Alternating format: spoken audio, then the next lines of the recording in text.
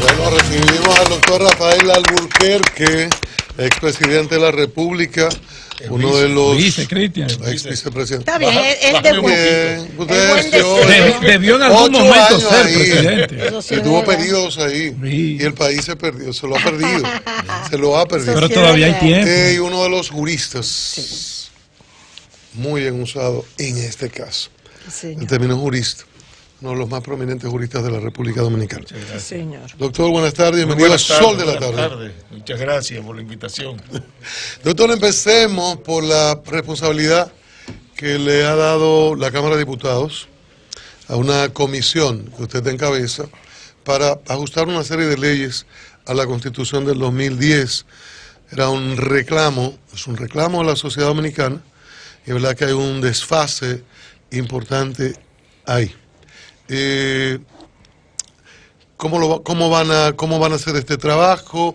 ¿Qué implica el alcance de todo esto? Mira, es una comisión, es una ayuda que nos ha pedido a un grupo de juristas, el presidente de la Cámara de Diputados, el compañero Rubén Maldonado, con una finalidad, y es la de que lo ayuden, y ayuden sobre todo al Departamento Jurídico de la Cámara de Diputados a sacar hacia adelante una serie de leyes que ya fueron identificadas, no ahora, ya habían sido identificadas tanto en el Senado como en la Cámara de Diputados, y que están pendientes para poner en ejecución un conjunto de institutos o de temas que demanda la Constitución del año 2010. Se han adelantado en algunos escenarios, pero hay otros que quedaron rezagados. Por ejemplo, el referéndum, la ley de referéndum se necesita, porque de lo contrario el artículo que consagra el referéndum en la Constitución queda como letra muerta. Claro. Y así como ese ejemplo... ¿De cuántas estamos hablando, doctor? Tenemos como 7 años, 8 años ya de la Constitución votada. 7. Hoy, ¿cuántas tenemos pendientes? Exactamente, no te sé el número, pero hay más de 60 normas pendientes. ¿Y ya se han puesto ustedes una meta de cuántas aprobar en este año? Bueno, vamos a tratar, ahora recién estamos comenzando. Ellos ya la tienen identificada, o sea que ese es un trabajo mucho más fácil. Exacto. Porque simplemente nos las han puesto en las manos. Sí. Yo como coordinador de la comisión, pues vamos a estudiarla, vamos a distribuirla entre los diferentes juristas, para por lo menos ver si en cuestión de los 3 o 4 meses podemos sacar hacia adelante, si no la totalidad, una parte importante de ella. Porque de lo contrario, reitero, la Constitución está en vigor, no hay duda. El problema está en que hay disposiciones, no de esta Constitución, sino de cualquier Constitución, que necesitan de una ley para que se pueda su implementación y se pueda implementar el artículo el derecho o la entonces, bueno, disposición. En eso estamos. El mismo, por ejemplo, lo que llama la iniciativa popular, de que puedan urgente, las personas sí, presentar proyectos de ley en el Congreso. Bueno, eso hay que darle un desarrollo, cómo se va a hacer eso. Entonces yo creo que ha sido una buena iniciativa de parte del presidente de la Cámara de Diputados.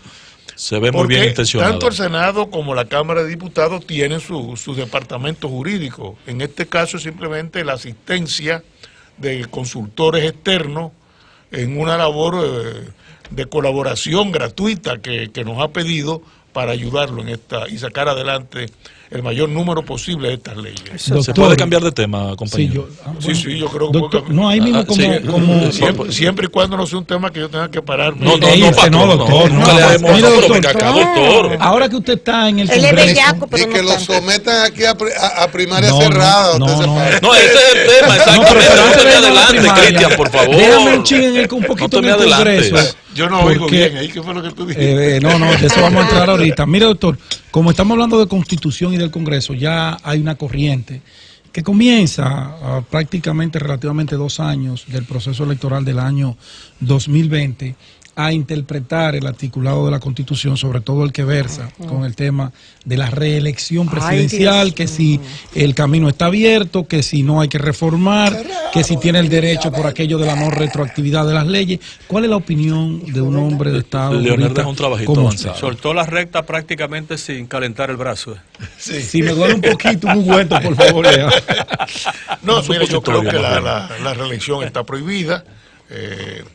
No solamente por un artículo de la Constitución, en el cuerpo de la Constitución, sino por un transitorio que fue incluido por el propio, a sugerencia del propio presidente de la República, pero además, tanto por la vía de Felucho Jiménez como por la de Gustavo Montalvo, este último, pues, colaborador muy cercano del presidente de la República, lo ha manifestado claramente de que el presidente no ha tenido ni ha pensado ni ha pasado por la mente presentarse a una nueva reelección. Yo creo que el asunto está muy claro y que no veo por... Pero Felucho se puede retractar, porque Felucho dice muchas cosas y después se tienen que retractarse. Hasta 3 fotos. Pero, si es necesario. Pero los temas en ese Pero la intención... Pero Felucho lo ha reiterado varias veces. Sí, pero Felucho no es Danilo, doctor. Pero Gustavo Montalvo lo dijo, que es el ministro Tampoco de la es presidencia. Danilo. No, pero lo que pasa con Gustavo Montalvo, que es sociedad civil, y esa es la posición de la sociedad civil, y está muy bien. Yo estoy de acuerdo con lo que usted dice. Pero no es extemporáneo. Nosotros este país solamente lo que va a discutir son esas cuestiones. Lamentablemente, lo mismo, son los parece debates claro que es una vergüenza. Yo creo que hay muchos temas como que discutir.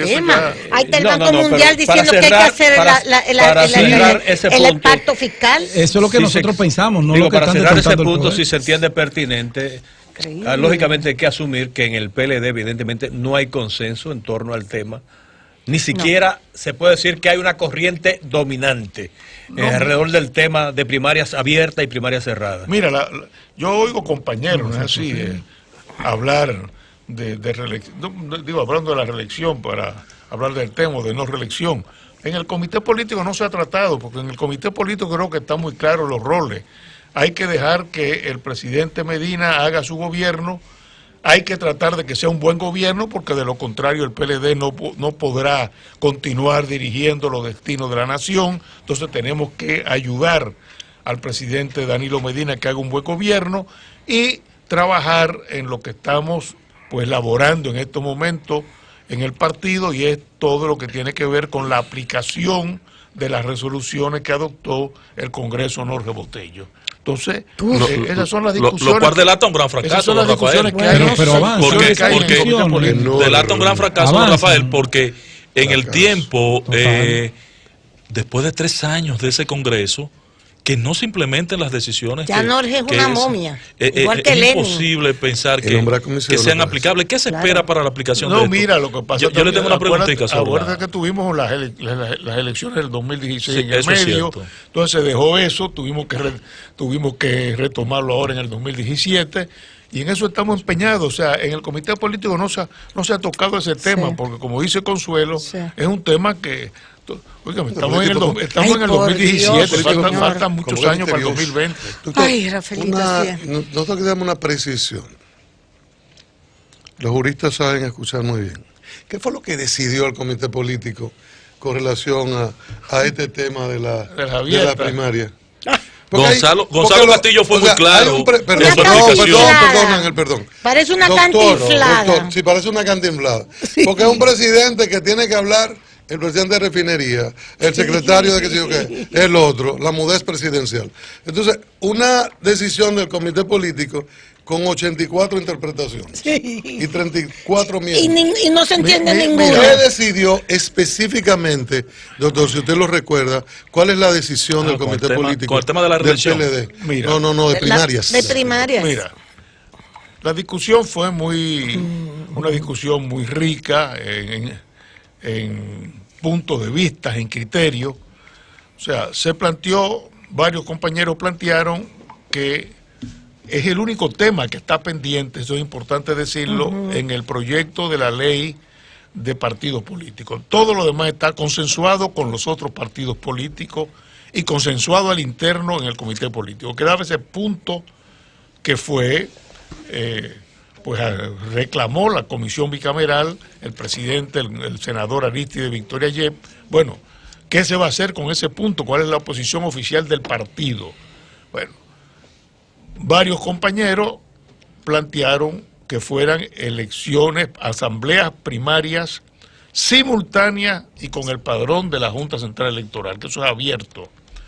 Bueno, varios se explayaron en sus consideraciones pidiendo que fuera así, porque el PLD, el padrón del PLD es un padrón que no es confiable, etcétera, etcétera. Entonces, después de que hablaron varios compañeros apoyando esa tesis, el compañero Leonel Fernández dijo, miren señores, se podrá aprobar asambleas simultáneas abiertas, o sea, con el padrón de la Junta, pero como presidente del partido, yo no puedo salir a defender esa posición ni puedo apoyarla, porque primero sería contrario a la Constitución y segundo hay una sentencia de la Suprema Corte de Justicia en funciones del Tribunal Constitucional que declaró ya una ley que disponía las primarias simultáneas abiertas, la declaró inconstitucional. Entonces, yo como presidente de un partido no puedo atentar contra el Estado, un Estado democrático de derecho, ni puedo ir en contra de una decisión de un poder del Estado. Bueno, ahí se abrió una discusión. Hubo abogados, miembros del comité político, dijeron, no, es que esa decisión ya no se aplica, no, una nueva ley no sería inconstitucional, y otros abogados que planteamos la tesis de que sí, que había una sentencia, que esa sentencia era vinculante y que por tal razón no podíamos violarla. Entonces, frente a esa discusión, el presidente de la República, el presidente Medina, planteó, dijo, miren, señores, yo al igual que el presidente Fernández, debo respetar la Constitución como cualquier dominicano, es más, yo juré respetar esa Constitución. Como aquí los abogados no se ponen de acuerdo, yo les pido entonces que busquemos 5 abogados que nos ilustren, que nos digan cuál es la versión jurídica definitiva, y entonces, bueno, eso haremos. Si dicen que es inconstitucional, pues no planteamos el tema. Si dicen que es constitucional, entonces lo discutimos y veremos si se pueden hacer las asambleas primarias abiertas. Entonces, eso se aprobó. Pero o sea, lo que usted está diciendo... el doctor Fernández, ante la inminencia de la aprobación abiertas y con la Junta, es que hace el planteamiento. O sea, en la práctica, prácticamente... Se aprueban las abiertas. El comité político, tú lo que quieres decir es que el comité político había aprobado que no se había sometido a votación. Según su explicación, pero se sabía. El presidente Fernández se adelanta. Mire, yo no puedo aprobar algo que es inconstitucional. Lo que quiere decir que estaba la inminencia de aprobación por mayoría de abiertas. Sí, es posible, porque no se llegó a votación, es posible que así fuera. Abiertas. Y con abiertas simultáneas. Pero lo que tú estás diciendo es que estaba la mayoría, tú entiendes que estaba la mayoría de acuerdo a Danilo. Correcto. No, pero perdóneme, doña Consuelo. Y la intervención de Fernández. Pero perdóneme, doña Consuelo, para que se entienda. Estaba en desventaja el presidente Fernández. Porque esa posición es la de Danilo y la de Cerrada y la de Leonel. Corríjame, por favor, porque entonces yo he tenido una mala interpretación y quisiera hacer la adecuación. Yo vi al señor Gonzalo Castillo exponer lo siguiente. El comité político aprobó como opción las primarias abiertas en la ley de partidos. Pendiente, sujeta tal aprobación de una consulta a un grupo de juristas. Le pregunto 2 días después al señor, y lo tengo grabado, al señor Valentín, Julio César Valentín, senador de la República, miembro del comité político. No, en el programa de televisión más visto del país. Despierta RD. No, ¿qué es eso? Sin cortes. Y Valentín confirma, ciertamente está aprobado si los juristas confirman la no inconstitucionalidad del tema. O sea, entonces ahora usted dice, no se llegó a votación. Simplemente no se votó. Hay una mayoría que se expresó a favor de las abiertas. A favor de las abiertas, pero no se llegó a votación, no se llegó a decidir. Sí. Sencillamente, bueno, se acordó la comisión de juristas por una razón muy sencilla, porque hay varios abogados en el comité político, varios dijeron que no, que era constitucional, otros pudimos decir no, eso es inconstitucional. Entonces, bueno, ahí se trancó el juego, vamos a decir. Doctor, esa comisión de juristas, que no entiendo cómo el PLD, con 34 miembros honorables, casi todos abogados, teniéndolo un hombre como usted, con la sapiencia, el respeto nacional e internacional, a Reinaldo, tienen que buscar a 5 juristas de afuera para que le digan lo que usted... Pero que lo de adentro lo de adentro, escúchame, yo no estoy contestando por él, pero es que lo de adentro ya están alineados. Están contaminados. Están contaminados y alineados. Pero la posición de Reinaldo debe ser respetada en ese escenario. Yo contesté por el doctor, que no me correspondía. Usted le quitó el trabajo a Felipe Romero. Mire, doctor, entonces, Felipe, un hombre del doctor. ¿Y Felipe trabaja? Sí, él se pensionó. Mire, doctor, entonces esos juristas, yo escuchaba al secretario general que habían contratado un experto de la Universidad de México y que 4 de acá, y eso es bueno, muy interesante, 4 criollos estarían acompañándole. Todavía no se sabe quiénes son esos criollos. Mira, con respecto al jurista internacional, sí ya se sabe quién es, hay un acuerdo, porque se quedó de que esos juristas fueran designados entre el presidente Fernández y el presidente Danilo Medina, el presidente de la República y el presidente del partido, y que ellos tenían que ponerse de acuerdo con esos nombres. Tengo entendido por las conversaciones que ha habido de que ya de los dominicanos creo que ya hay 3 seleccionados, falta uno. Por esa razón, ayer al presidente del partido le preguntaron, digo, mire, yo creo que ya las conversaciones han avanzado, ya hay un acuerdo, y ojalá que la próxima semana podamos ya dar información y dar a conocer al país el nombre de estos 5 juristas. Encontraron 4 técnicos secos, como dijo Pina Acevedo una vez. Eso es difícil en este escenario. ¿Quién dijo? Pina Acevedo una vez habló de técnicos secos. Sí, que no sean sin contaminación política. Sin contaminación política. Doctor, va a haber 1000 objeciones, pero esperemos. Bueno, pero... Doctor, me gustaría hacer otro cambio de tema, si usted tiene la amabilidad. El tema del código pero no me laboral. Saque, yo quiero tener siempre a Consuelo aquí de aliado. Pero claro. No, pero ella va a ser un aliado. Usted ha jugado roles protagónicos y el sector laboral, los trabajadores del país, lo ven a usted como un emblema y respetan la defensa que usted hace de los derechos de los trabajadores, sus conquistas y el rol que usted ha jugado. Y todo el mundo le ve también como jurista, como abogado, el aporte que usted ha hecho desde el PLD y también cuando le tocó en otra ocasión.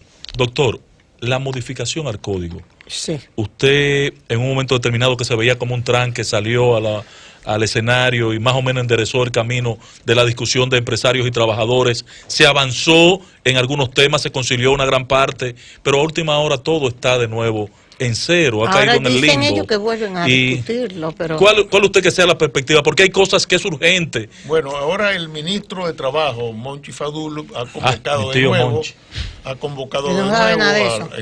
ya en la sede del ministerio, ya tuvieron una primera reunión y acordaron en esa reunión, bueno, mañana se van a volver a reunir, acordaron retomar las discusiones que se tuvieron durante 1 año y medio en la Universidad INTEC, con la mediación del rector.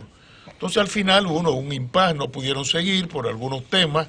Entonces el ministro ha repartido, vamos a decir, la matriz de aquellos puntos en los cuales hubo consenso, de los puntos en que hubo disenso, y creo que mañana se reúnen para ya trazar un cronograma de cómo se van a reunir, con quiénes se van a reunir, qué abogados van a participar, etcétera, etcétera, para arrancar de nuevo con las discusiones. Doctor, escúcheme que yo le pregunte esto así, en el mismo tema. ¿Usted cree que es justo lo que están planteando del cambio dentro del código? O sea, la cuestión de la proporcionalidad.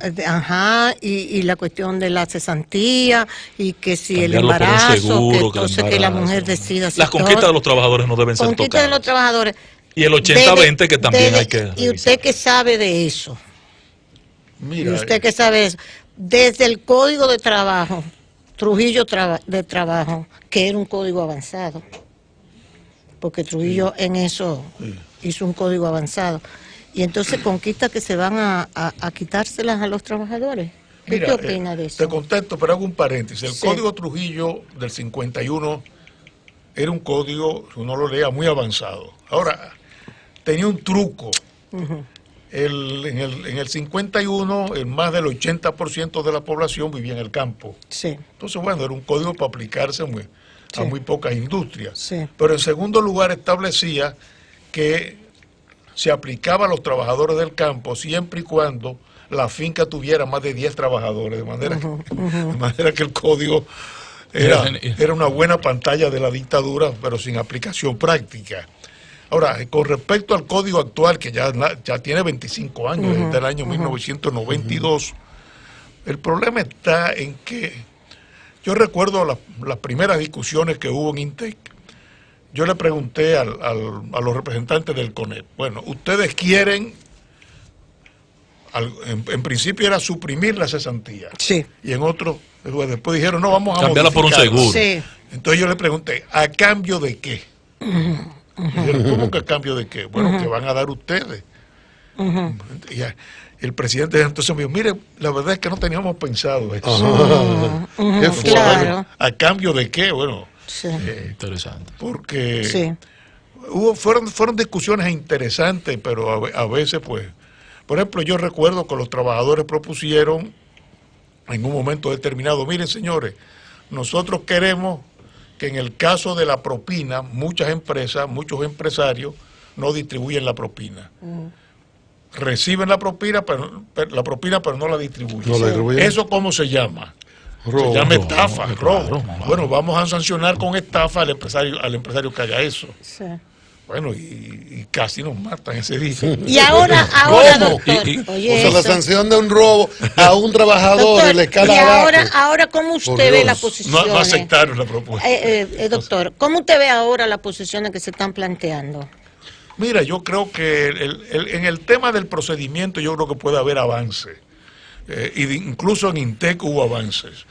Por ejemplo, todo el mundo sabe que los vocales de los tribunales de trabajo que están para conciliar, que son designados por los empresarios y por los trabajadores, bueno, por su falta de conocimiento no concilian nada, sí. Simplemente asisten al juez pero no dicen nada. Sí. Entonces, bueno, eso hay que devolverlo al Ministerio de Trabajo. Bueno, esa fue la posición de los empresarios, los trabajadores no estuvieron de acuerdo. Pero hoy están de acuerdo. No, siguen que sean los tribunales.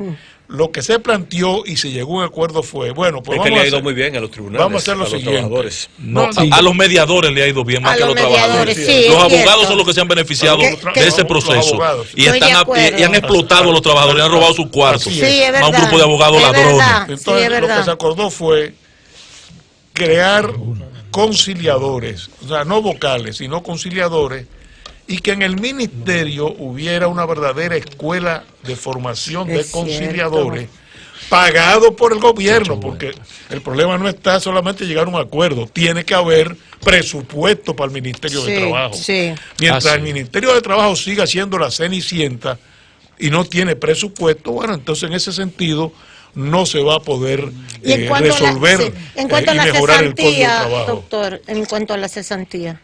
Bueno, con respecto a la cesantía, la posición de los trabajadores es que no la negocian. Exacto. Sí, eso es innegociable, no debe ser negociable. En cuanto al 80-20, doctor, yo no lo he visto a usted fijar una posición pública al respecto, pero el ministro Fadul, Monchi. Que no sabe de mi tío Monchi. Que no sabe de eso. Monchi ha hecho un planteamiento al cual yo corrijo y le digo que se limite la modificación del 80-20 a los dos sectores que se ven impactados por la presencia agricultura y construcción. Agricultura y construcción, pero que no más allá.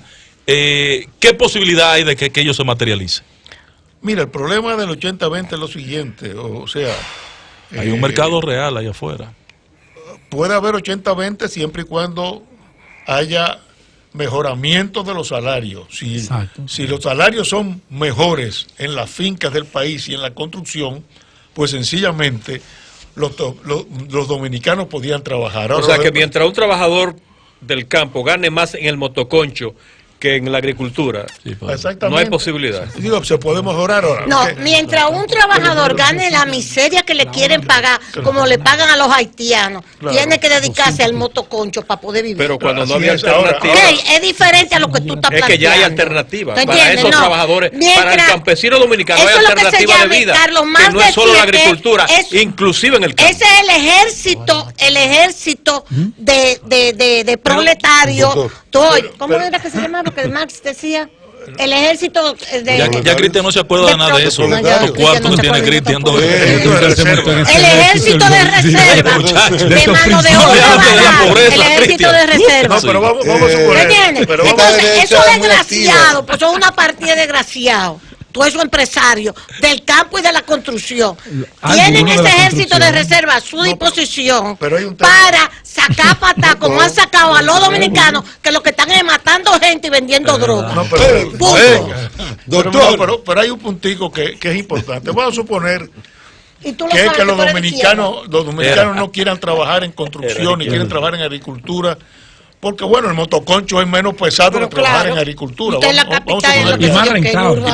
Ahora, si es así y no mantenemos el 80-20, ¿qué va a pasar? Dime. Que siempre vamos a tener esos sectores de la economía totalmente retrasados. Claro, porque eso es así. Porque en Estados Unidos el 3% de la población se dedica al campo y producen para los Estados Unidos y para el mundo entero. Sí. ¿Por qué? Bueno, sencillamente porque del atraso que nosotros tenemos. Se puede tecnificar. Ahora, para tecnificar la agricultura y la construcción hay que invertir. Así Entonces, mismo. eso es lo que no quieren hacer, invertir. Así mismo. Entonces, inviertan.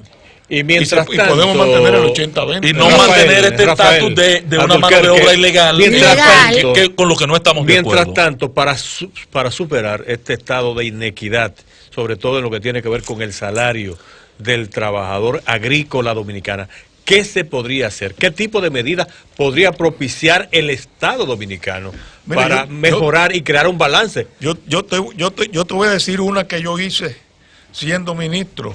A ver. En una época bien difícil, y no estoy hablando del gobierno del PLD, el gobierno de Joaquín Balaguer. Sí.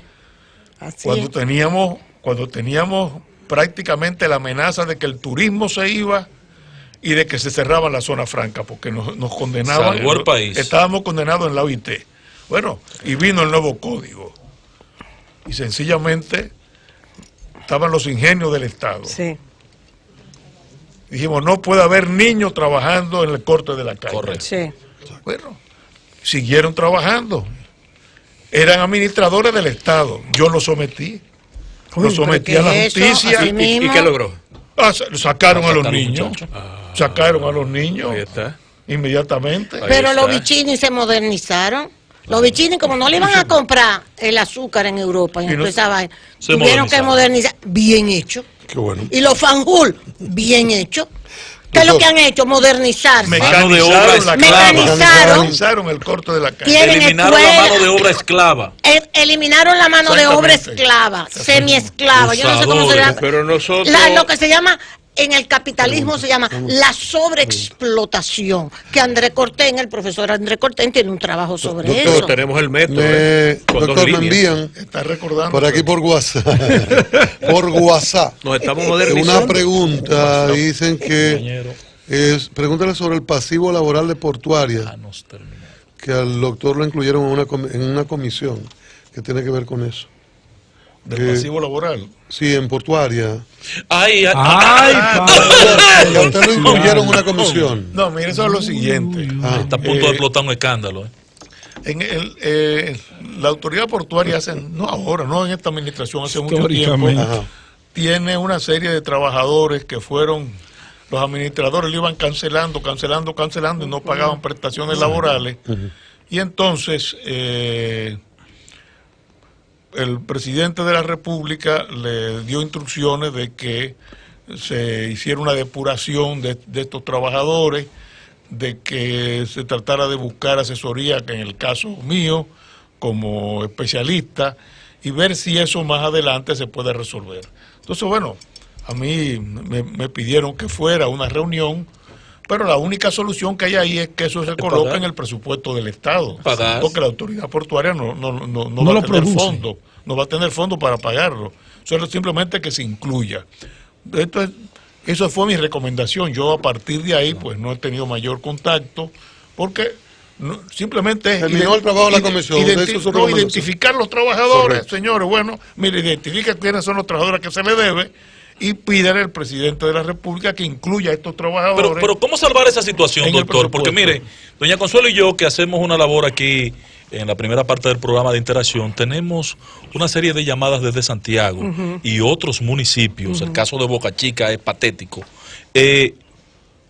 De gente que fue cancelada por la administración cuando entraron ahora el año pasado en agosto, y cancelan la gente olímpicamente y no le pagan sus reivindicaciones laborales, como que no ha pasado nada. Pero un síndico que hace eso hay que inmediatamente someterlo a la justicia y destituirlo, porque no se puede seguir abusando de la gente tampoco.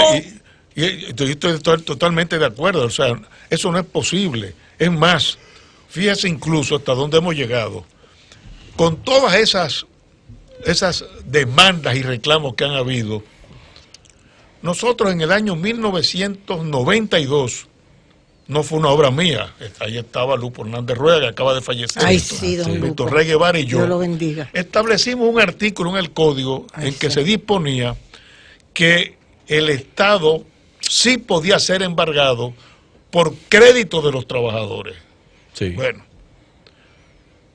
eso dio lugar a toda una serie de demandas, a embargos en el Banco de Reserva, y entonces fueron tantas las demandas y las reclamaciones que el gobierno se vio precisado hacer una ley declarando de nuevo la inembargabilidad de todo. Sí, pero no la imposibilidad de no demandarle. Claro. Yo puedo demandar al Estado. No, pero espérate. A funcionarios. Declarar y que él pague con su dinero y con sus recursos. Declararon de nuevo la inembargabilidad. Ahora, ¿qué pasó con eso? Que la Suprema Corte de Justicia declaró que la ley era una norma constitucional, pero que no podía extenderse al salario, porque el salario era un derecho fundamental. Era un derecho identificado con la vida misma de la persona, claro. Y que por tal razón, bueno, la ley, el Estado es inembargable, pero si se adeuda salario, sí se puede embargar al Estado por el salario. Pero no solamente eso. Y a los ayuntamientos. Las prestaciones laborales, la cesantía, el preaviso no son salarios. No. Entonces, ahora el Tribunal Constitucional, ya no la Suprema, ahora el Tribunal Constitucional acaba de declarar que no solamente el salario, sino todos los créditos de los trabajadores, sean o no sean salarios, la ley es inembargable, el Estado, excepto para los créditos de los trabajadores. A propósito de salario, doctor, lo que sostiene los salarios son los comerciales. Sí. Y nos faltan 82 preguntas nada más. Regresaremos en breve con el doctor Rafael Alburquerque. Que a mí fuera más.